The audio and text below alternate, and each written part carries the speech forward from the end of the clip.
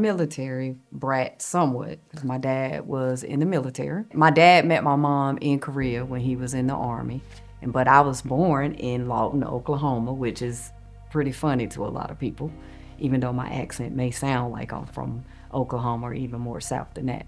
But for the early years, my daddy was traveling, so I traveled some with my daddy when he was in the military, but grew up primarily in Forsyth County, North Carolina. My interest in becoming a lawyer. I'm a huge daddy's girl. Anything my daddy wanted to do, I wanted to do. I asked my daddy, like, what did you always want to do? And my daddy said I wanted to be a lawyer. And so I said, well, I'm going to be a lawyer. My daddy was taking criminal justice classes when I was young, and me and my brother would go to classes with him, so I kind of got an interest that way. And then my daddy would put me in all kind of programs, any kind of like mock trial things, shadowing judges and lawyers and different things like that. That fueled me even more. I got excited about the law. I met a lot of people that were doing really well as lawyers and judges, and so that's what sparked it at the beginning. I grew up in a town, most of you may know, Rocky Mount, North Carolina. I was the granddaughter of Cleo McGee and the daughter of LaVonia Reinhardt and Willie Evans. And so growing up in Rocky Mount was just good. It was just good times. It was good people. It wasn't oftentimes the best community, but we were a community filled with love. And when I think about the law, I mean, it's no secret that my uncle, Robert Evans, I hold him deeply. I love my uncle. My uncle happens to be an attorney. And so growing up in Rocky Mount, I saw my uncle go to court. I saw my uncle help people. And I was like, well, there's two things I can do. So I can either be a teacher or a lawyer. And I said, well, let me try my hand at being an attorney because I like to help people and I think I got the gift of gab. And so I chose to follow my uncle's footsteps and become a lawyer.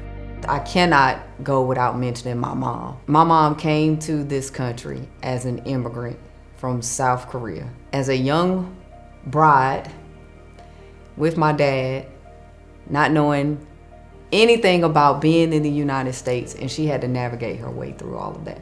And she ended up getting into the Army and retiring from the Army and serving this country extremely well. And she was extremely proud to serve this country in that way. And there are so many people to this day, my mom passed away in 2015, they still speak about what a great leader she was and the courage that she had. And that truly inspired me as a woman for her to be able to come to this country and navigate her way. I had one of the greatest teachers of all time, which is my grandmother. You know, my grandmother had a 7th grade education, but she taught me so much. She truly cultivated my passion to care about others. You know, when you came to her house, you were family, she loved you. And that was important. Now, we didn't grow up in the best of neighborhoods. However, she never looked down on anybody. And she taught me not to as well. And that cultivated my love of community from all walks of life. I always say it's good in the hood. And I take that wherever I go. My mother, her strength. You know, my mother was a hardworking woman. And I've seen so many strong women throughout every part of my journey. So my inspiration just doesn't come from just one woman. I mean, there's several women. You know, I mentioned Judge O'Neill. I mentioned, you know, Judge, I still call her Judge Karen Bethea Shields, Justice Beasley. You know, it's so many. Judge Mitchell. It's so many women who pour into me. I became an attorney in 2002. And so I got my first start with the late Willie Earl Perry. And I'll be honest, I was a fish out of water. I was just happy to have my law degree.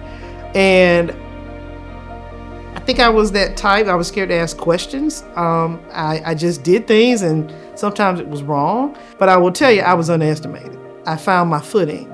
I'm a people person. And so I have a good social intelligence skill where I learn quick, I learn people, and I'm not scared to fail. And so I continue to just stay at it, perfect the craft.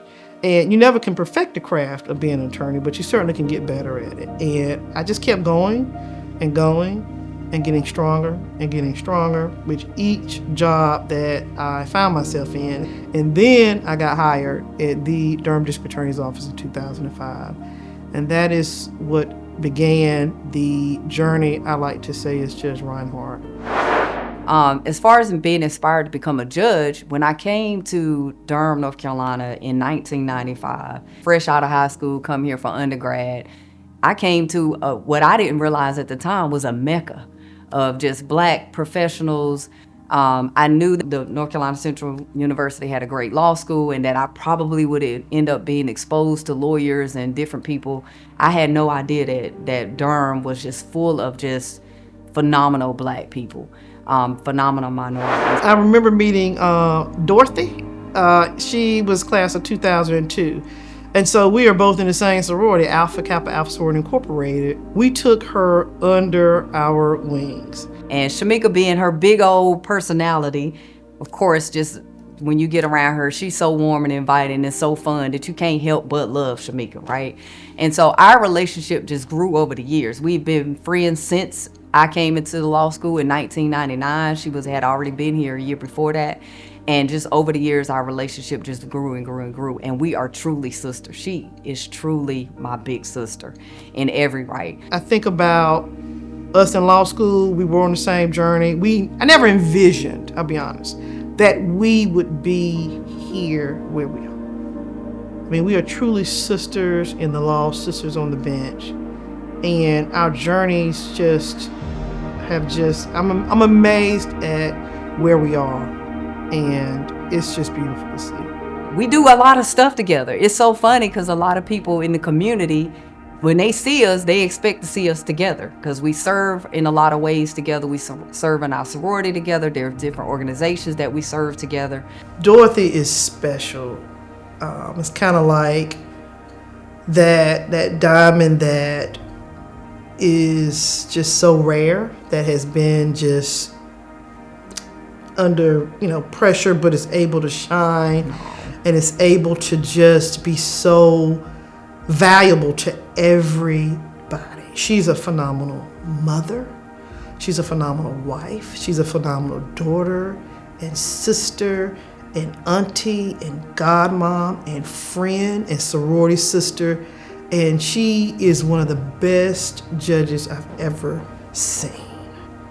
She leads with her heart. Oh. She is fearless when it comes to making decisions that affect the lives of families and children. And she goes into that ring in district court day after day. She doesn't complain.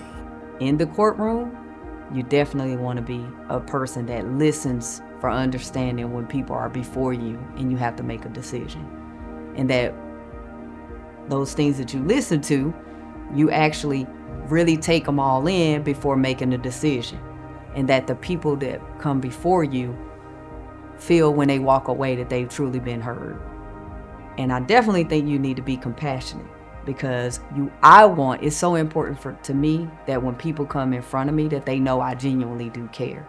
And that while I may not make the decision that they will want me to make, that they know that I at least heard from them and that I did not speak to them in a rude manner.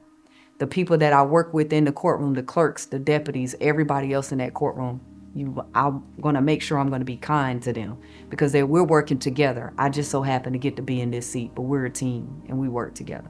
And then out in the community, you want to serve and let people know that you appreciate them trusting you to be in this position and that we're going to give back and not just take from the community, but give back to the community too. For us to be honored together lets us know that people recognize just how dear we are to each other.